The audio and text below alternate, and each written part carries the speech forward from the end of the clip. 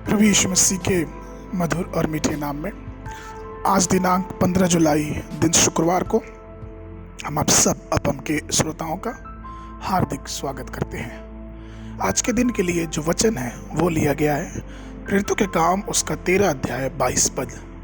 वचन इस प्रकार से कहता है, फिर उसे अलग करके दाऊद को उनका राजा बनाया, जिसके विषय में उसने गवाही दी कि मुझे एक मनुष्य यिशै का पुत्र दाऊद मेरे मन के अनुसार मिल गया है, वही मेरी सारी इच्छा पूरी करेगा। प्रभु में मेरे प्रिय लोगों, दाऊद ने परमेश्वर से अपरिमित रूप से प्रेम किया और यहोवा के निकट चलने और परमेश्वर के प्रेम से परिपूर्ण होने के लिए अपने आप को पवित्र किया। ठीक उन दिनों से जब वह भेड़ों की देखभाल कर रहा था, बाकी सबसे ऊपर हमेशा प्रभु को और उसके राज्य की तलाश की। यही कारण है कि दाऊद के जीवन में इतना अधिक उत्साह और उत्कर्ष हमें देखने को मिलता है। जब वह छोटा था, दाऊद की उसके अपने भाइयों द्वारा भी अवहेलना की गई थी, तब यहोवा के लिए उसके जोश के कारण वह ऊंचा और ऊंचा किया गया। गुलियात का सामना करते समय जब उसने वे शब्द बोले जिसमें प्रभु के प्रति उसका जोश प्रकट होता है, उस शब्दों पर अगर हम ध्यान दें, पहला सामुएल की पुस्तक उसका 17 अध्याय उसके 26 पद में वचन इस प्रकार से कहता है, वह खतना रहित फलिस्तीनी तो क्या है कि जीवित परमेश्वर की सेना को ललकारे। उसने यह कहते हुए भी साहस पूर्वक गोलियात को घोषित किया कि तू तो तलवार और भाला और सांग लिए मेरे पास आता है, परंतु मैं सेनाओं के यहोवा के नाम से तेरे पास आता हूं, जो इस्राएली सेना का परमेश्वर है, और उसी को तूने ललकारा है। यही कारण है प्रियो कि दाऊद फलिस्ती पर विजय हो पाया। यहोवा भी आपको ऊपर उठाएगा और ऊंचा करना चाहता है जब आप यहोवा के लिए जोश से भरे रहेंगे और हर एक उस परिस्थितियों का सामना करेंगे उसके वचनों के द्वारा एक निडरता अपने जीवन में लेके।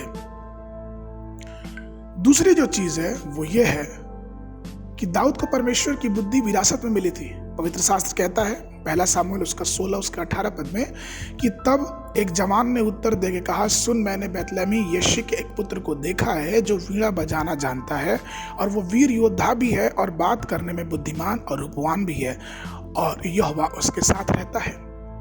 जब कोई विवेकपूर्ण होता है तो इसका मतलब यह है कि उसे सौंपे गए किसी काम का प्रयोजन सफलतापूर्वक करने के लिए सक्षम है। वह अपने सभी प्रयासों में सफल रहता है क्योंकि उसे इस तरह के तेज और ज्ञान से नवाजा गया है। जब वह साउल के महल में था, तब योनातान ने दाऊद की बुद्धि और विवेक की प्रशंसा की और वे दोनों बहुत अच्छे दोस्त बन गए। इसलिए हे प्रभु में प्रिय लोग, जब भी यहोवा हमारे साथ रहता है तो आप हमेशा इस बात को ध्यान दें कि हम समझदार और बुद्धिमान हो जाते हैं। तीसरी चीज कि दाऊद को यहोवा की व्यवस्था के प्रति अतुल्य प्रेम था। हालांकि उन दिनों में पवित्र शास्त्र पूरी तरह से नहीं था, फिर भी जो भी आज्ञाएं और विधियां पुस्तकों में उपलब्ध थी, दाऊद उनको गहरी दिलचस्पी से मानता था।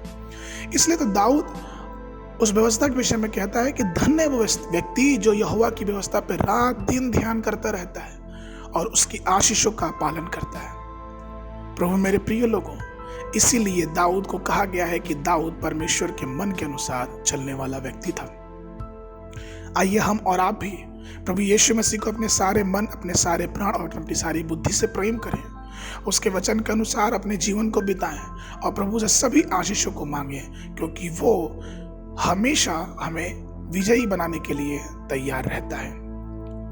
आज के मनन के लिए जो पद है वो लिया गया है भजन संगीता की पुस्तक उसका 119 अध्याय 9 पद। वचन कहता है, जवान अपनी चाल को किस उपाय से शुद्ध रखे, तेरे वचन के अनुसार सावधान रहने से। बाइबल अध्ययन के लिए सुबह के समय भजन संगीता की पुस्तक उसका 13, 14, 15 अध्याय, संध्या के समय प्रेरितों के काम उसका 19, 21 पद से लेकर 41 पद तक। परमेश्वर आप सबको आशीष देवे।